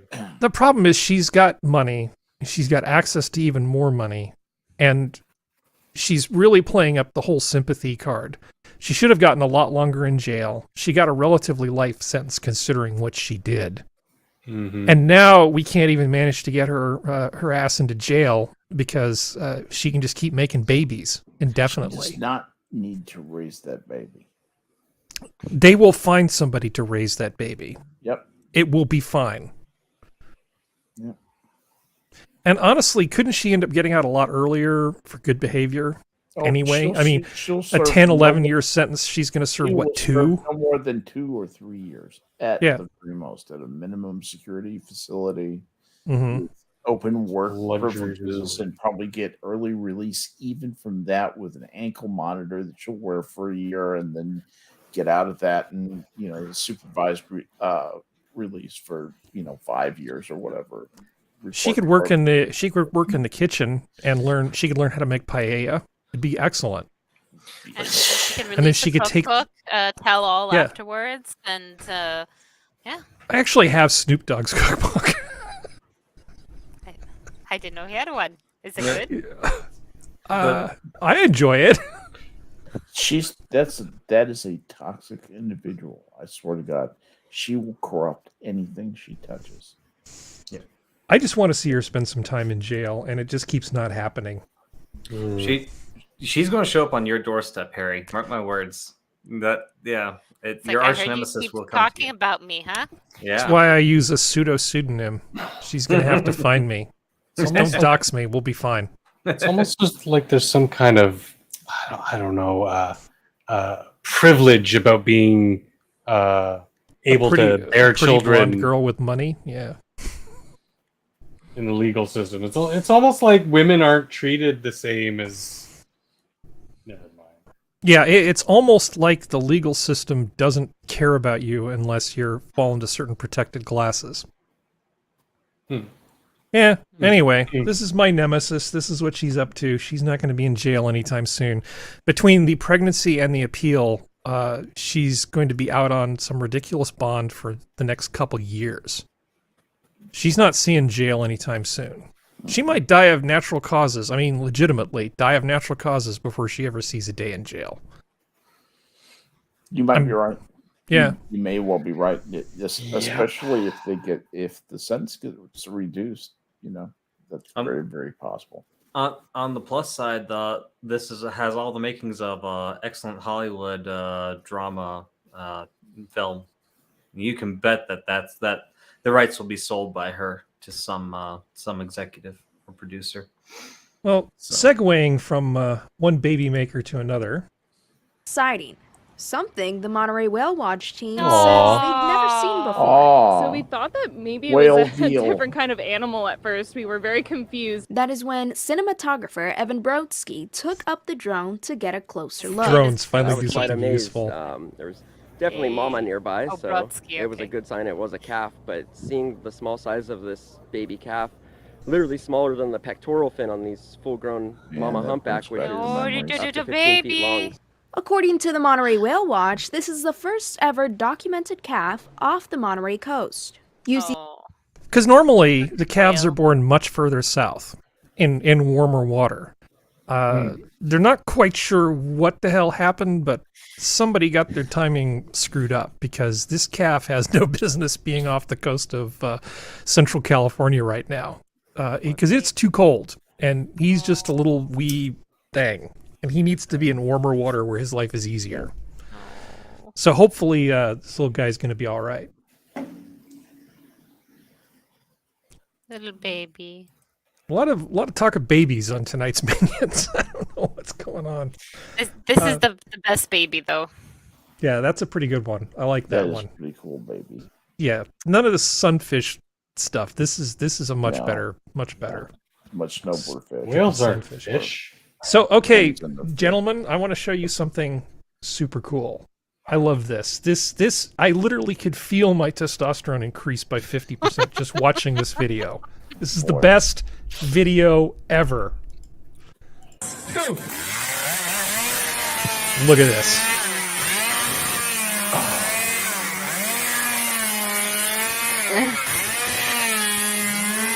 Now that is skill. He's making coasters here. And he's got to do all of this without knocking over the log or spilling the beer. And then he's got to drink the beer, right? Of course he's going to drink the beer. He's earned it after that. This is like extreme Jenga. This is like extreme Jenga. Look at what he's doing now. Chainsaw.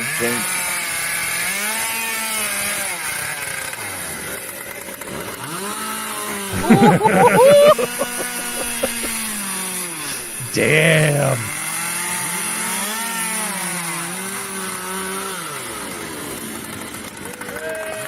So pretty. That's Well awesome. done. Okay, that's very I'm so happy. I want to get a That makes chainsaw and me start happy. practicing right now. Absolutely. As a longtime chainsaw connoisseur and practitioner, that was a thing of beauty to watch. That's some peak chainsaws, what that That is. was peak chainsaw right there. It really was. Excellent. Wrangler Star would be proud. Wrangler Star would be proud. Let's see. Did I screw everything up? Okay, no, we're fine. So, there's a bit of a thing I talked to you guys about before the stream. Remember the World Economic Forum was saying, you'll own nothing and be happy? Yeah. And I know that Functional and Geodes, I guess we got a lot of gamers here. Basically, everybody other than me and Skep is a gamer What on did you some just level, call me? right? Gamer. Oh. Yeah, fuck you too, Harry. Yeah, I know. Gamer is the new gamer word. Yeah. So you've seen all this stuff happen where it used to be you'd buy a game, it would mostly work, and then you would play it, and then you would go get another game. Now it's all loot boxes and upgrades and in-app purchases and all that sort of nonsense because they've figured out they can just get tons and tons of money out of a small number of players. So why not bankrupt a couple of these game simps? Yeah, there's several different models. Like one of the big ones that seems to do really well that you alluded to is the game itself is free, but then there's all the paid tack-ons like loot boxes or upgrades or whatever. And mostly the community's been good in keeping them in check in that excuse me, sorry about that. In that it's mostly cosmetic, not what we would call a pay-to-win model. So you get your fancy skins, you get this, most notably games like League of Legends, Fortnite, Overwatch, free games. Anything you pay isn't going to actually affect your gameplay ability or your competitiveness. There's another one, big one, that's kind of like the World of Warcraft model. You buy the game and you pay a monthly fee. And that monthly fee, you do get returns. In that case, you do get returns. It's a constant development system. There's constant upgrades, new content, whatever. Another similar one to that is the season pass model, which you would get some of those content updates, cosmetics, etc. when you pay for, $15, and now you get the next 4 months of the game time to start earning those rewards or whatever. And then there's the, you buy a game and you own that game. But even in that case, you don't own any physical media. You're owning what's called DRM, digital rights management. And in that case, it's very dangerous. In a lot of cases, actually, you don't own something. They can, and they have in the past, revoked people's access to games that they paid for. Yep. And I mean, That's the basic sort of and different models. If we want to even go a bit like deeper into like kind of history, I mean, DLC was at one time was considered kind of an intrusion into the gaming industry. Downloadable content, which is just additional content for a game, because originally when it first came out, it was like, oh, you have your base game. The DLC model is kind of a new thing, and a lot of people didn't like that because they were like, "Oh, so what? We're not getting the full game up front." Well, and, that was kind of controversial. You've seen the meme, right? Like before, you'd buy the game, it's the hamburger. You have the hamburger. There's all those toppings, whatever. Now the DLC is the French fries, the soda. Whereas today, these big companies seem to be shifting towards is, okay, well, you're buying the bun. Now you need to, and like you alluded, like the sort of day one sort of DLC. It's like, well, now you need to buy the meat. You need to buy the lettuce. You need to buy the ketchup. You need to buy the fries. You need to buy something to hold the fries. Yep. And it's become a lot more. How you presented it to me before the stream, Harry, is the sort of you will own nothing and you will like it because they're selling you nothing. Well, by degrees. Now, how would you gentlemen feel about a DLC for your CPU? So they've got this this is basically targeted at data centers for now. Don't think they're not going to try this on you guys later if they can get away with it. So this is just the tip of the nasty little iceberg.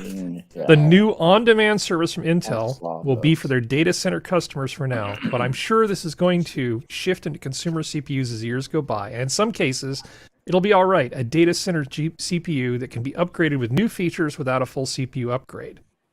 Intel has two different models and on offer with its new on-demand program, the consumption model and the activation model. The consumption model is metered with flexible consumption to scale performance, yada, yada, yada. Activation model is licensed with a one-time feature and software activation, meaning you buy a CPU, there's capacity there, but you don't get it unless you give them more money, either all at once or incrementally. This is kind of terrible. So they say, Intel explains its new on-demand service, align your infrastructure investment with your business demands with Intel's API enabling business offerings that deliver flexible consumption and configurations. Look at what a good friend Intel is, Skep. Isn't that beautiful verbiage? Align your infrastructure investment with your business demands. That's snake oil sales. That's fine beautiful. Business porn right there. Yeah. We should expect more details on the new on-demand service at CES 2023, which is right around the corner. Yeah, this is great. I've sold monorails to North Haverbrook. I hate every single thing about this. This is just one example. I found a few others. Mercedes-Benz is going to introduce a new acceleration subscription fee. Let that sink in. You can subscribe to more acceleration. I know I've piqued your interest. Let me tell you a little about it. Wait, what? Okay, all will become clear, Skep. Fantastic. Are they gonna, for an extra $5 a month, you unlock the brakes? For an annual cost of $1,200 or 991 pounds, excluding tax, the company will enable some of its vehicles to accelerate from 0 to 60 a second faster. Oh my god. It comes after a rival manufacturer BMW offered a subscription, we don't care about them, for heated seats. Whoa. Subscription for heated seats. Oh yeah. You can do that on the Tesla too, by the way. And it doesn't stop there. Mercedes has confirmed to BBC News it does not plan to introduce the acceleration increase in the UK. Oh, how sad. However, it will be available for purchase in the US on the Mercedes EQ, EQE 350, and EQS 450 vehicles, as well as their SUV counterparts. Electric cars. This is bullshit. According to the Mercedes US online store, the feature electronically increases the output of the car's motor as well as the torque. All told, it estimates this amounts to a 20 to 24% increase in output, allowing a Mercedes Shemp to accelerate from 0 to 60 in about 5.2 seconds as opposed to 6.2 seconds without the subscription. So for $1,200 a year, you can basically dust other people in Mercedes off the line. That's a carbon tax. That's what that is. That's amazing. That actually would would sort of work for that. They're passing on the taxes on to you. It's functionally a carbon tax. Meaning that if you drive in a spirited fashion, you should pay extra. Exactly. But isn't the EQ models? Those are not the gas. Those are all the electric. So what's the carbon tax for the making Is of for the the batteries? The incremental- coal, inc- the coal increment- that fires the the plants that batteries. fill the cars. the incremental amount of hydrocarbons burned and water vapor and CO2 emitted thereby. So Now- here's my thing.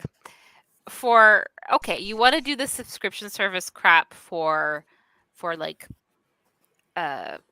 applications, certain things like that. Okay, Mhm. because someone will always create a freeware or a shareware equivalent that you can use, or universities or schools will buy something like Microsoft Office or whatever and allow you, as if you pay student fees to that institution, to use it. So things like that you can get around, but things like this where it's an actual like car that you're already paying, I don't know how many tens of thousands of dollars, like maybe it's $100,000 car, okay? It's And not you cheap. still have to do if you still have to do a subscription for something as basic as, hey, you want to use the full torque of the cool engine of this car? Give us more money. Do you want to use the heater, the radio, the built-in GPS, the brakes? Like what? Where's it going to end? Because some of those things I just mentioned, you might think I'm memeing, but no, those are also being implemented. And we're not talking about your satellite radio. We're talking about your standard AM/FM radio usage, like it alluded to. Heated seats using air conditioner. That radio only plays subscription-based. Nickelback unless you give them more money. No, it it won't comes turn in with off. The new, It won't the turn new off. U2. It's like Just- Apple. The new U2 album is automatically downloaded. Today in the news, Mercedes-Benz is facing class action suit for cruel and unusual punishment. Well, I wouldn't. It's a good I theft wouldn't, deterrent. I wouldn't come to you with only 2 examples because that's just not the way I roll. I've got another example, and I think this one is beautiful. So, Zero Electric Motorcycles, based in Scotts Valley, California. You're welcome, California again. They opened this thing called the Cypher Store. Now, with the Cypher Store on their new motorcycles, you can customize your ride. You can go into an app, and you can just do all kinds of cool things. Let's just make that go away. It's the most customizable performance. Motorcycles just got better. So you can buy new features for your motorcycle that you've already paid $20,000 or more for in most cases. So for $20,000, I kind of expect it to actually be done. Like feature complete. Like I don't feel like I should have to give you more money for this thing. But 10% faster charging, that's only $195. Who doesn't want that, right? 10% more range, that's $1,295. And this is for the cheap bike. Oh, let's look at one of the more expensive bikes. Parking mode, which basically makes it easier to park your big, heavy, battery-driven motorcycle, that's another $200. And if you want a performance boost, that's another $1,800. And they have all sorts of upgrades for all sorts of bikes Do you think in the store. there's any demand, any elasticity for those lower priced upgrades? Those little things, they shouldn't even call them out. They should just include them. Yeah. And charge for them. They should not itemize them out as a line item. Yeah. Some of these bikes are bloody expensive. Yep. You're looking at $24,000, and they're still asking you to spend more money to get faster charging. It's like, of all the reasons not to buy an electric motorcycle, having to go to Texas Roadhouse and then eat bloomin' onions for an hour while you wait for your bike to charge to 80%. That's reason enough. Why are you giving me reasons not to buy your product? Right. Don't underestimate the illusion of choice. People like to think that they can customize something like a car, a pretty hefty investment.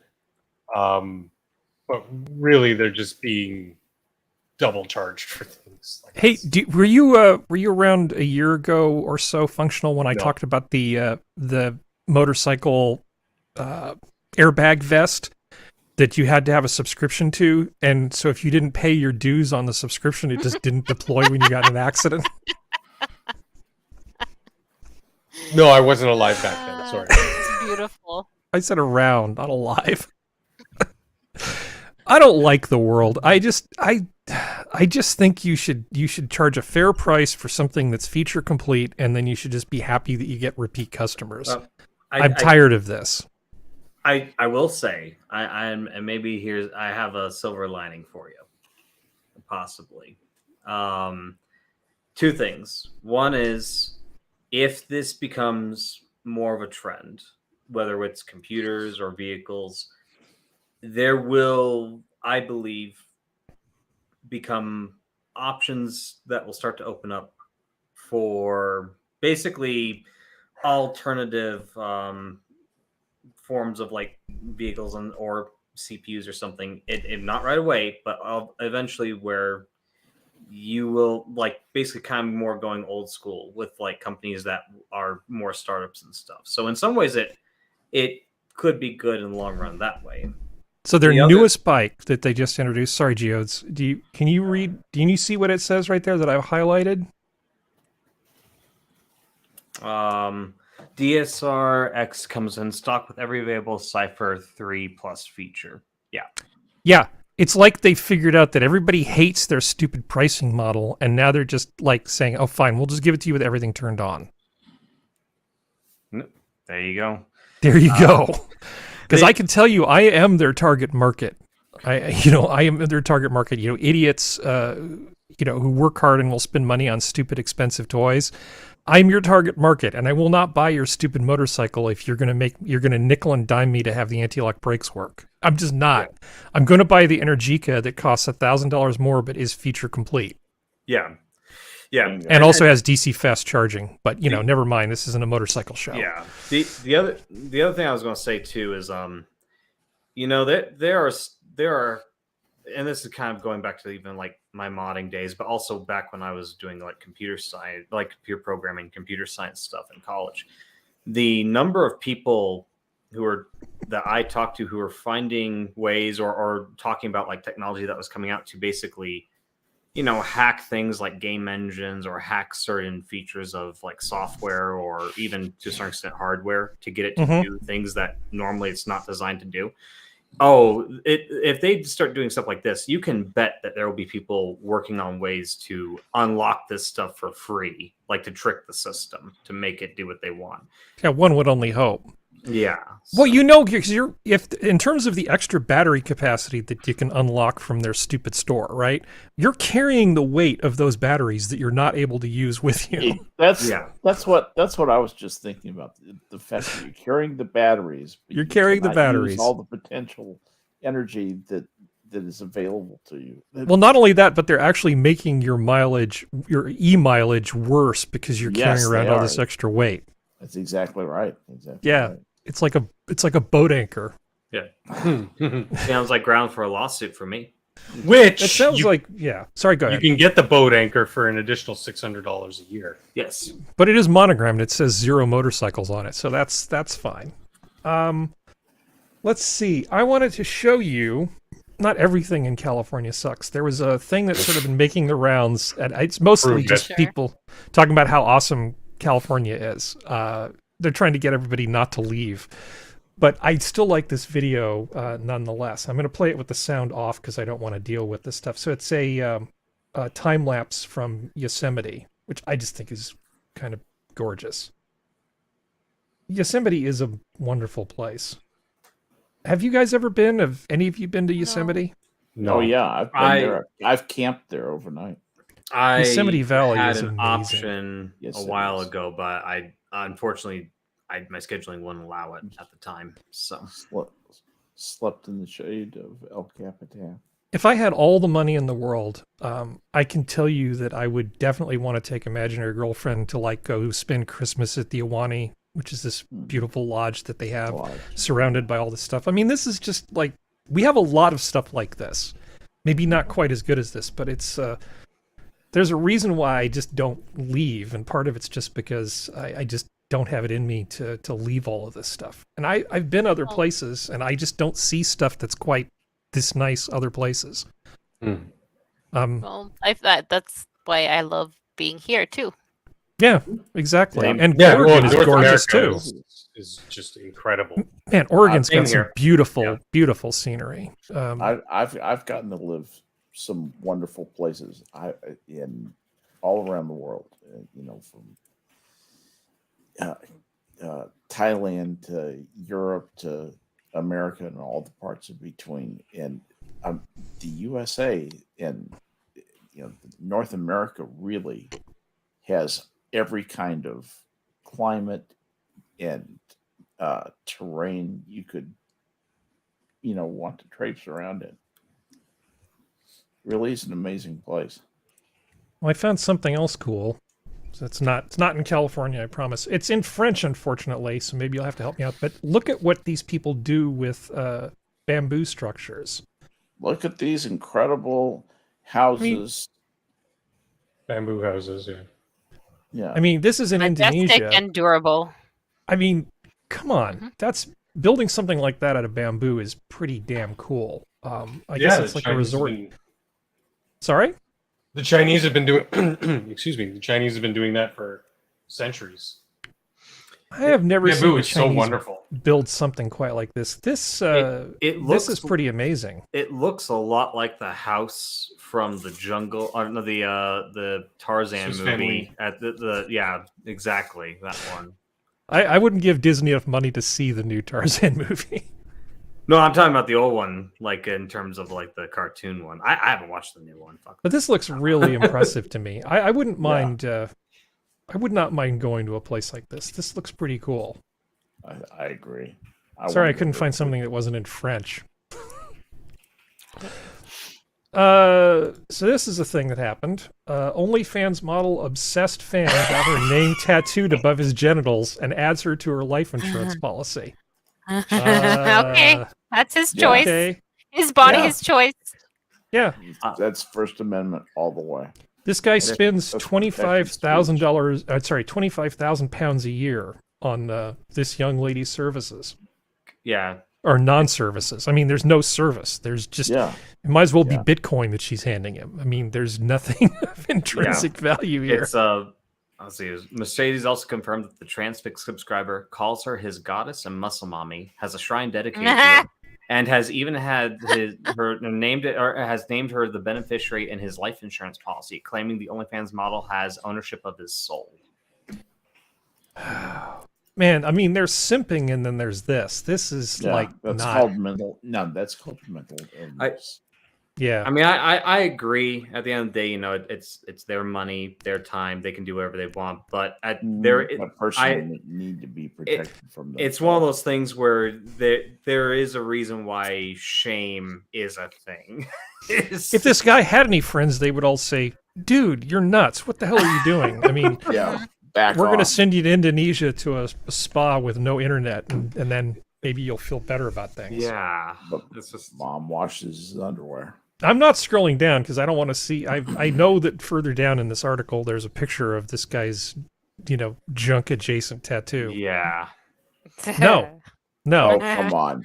Oh, come on. No. Let's put it this way. He had to shave to get that thing. It's like, no.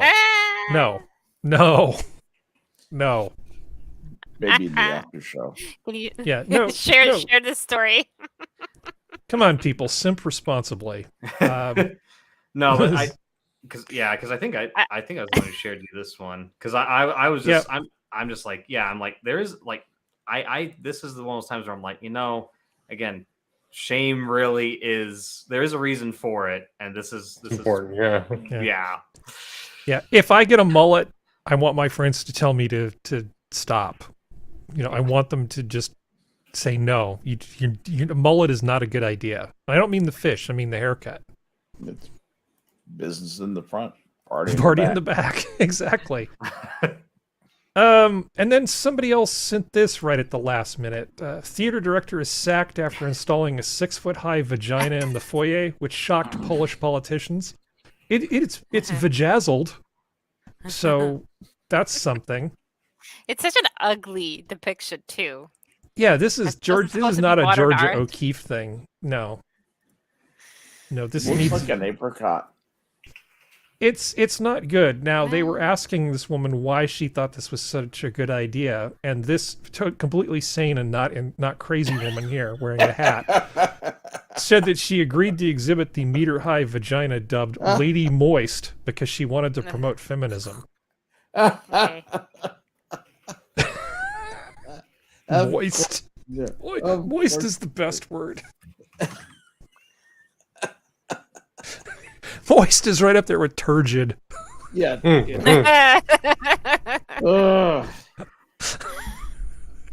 I'm sorry, I'm such a child. She's not crazy at all. We may need a shaming logo, like the allegedly logo, just shame or something. Yeah, I think we do need that. I honestly feel like you'd be better off dating this woman than Amber Heard, but that's not saying much. Yeah, she looks a little like Hillary Clinton. Yeah, I that's can see it. I can yeah. see it. Yeah. I mean, I have such nice things to say about Poland. I mean, based on the thumbnails that I get, you'd think I'd be all in on Poland, but Nice. anyway, how do I get back to Very this? nice. Okay, but no, I don't think this is a good idea. This is just a cry for help, honestly, or it's something from Lena Dunham's dad's art collection. Allegedly. Okay. So that's all I've got for tonight. Well, that passed 2 hours very quickly. Yeah. Mm-hmm. Oh wow, yeah, I did. Yeah. 2 hours I mean, of lively conversation. anybody have anything else before we sign off? Don't bedazzle your vajayjay. That's Exactly. Get a yeast infection. Yeah. Stick your dick in. Hot glue guns are for certain types of crafts and not others. Remember Well- to either simp responsibly or shame those who simp irresponsibly. Well, this has been your Minions of the Zoo for Saturday. Thank you for joining us tonight. Thank you to my panel. Good night, everybody. Good night. Right. Bye. Bye.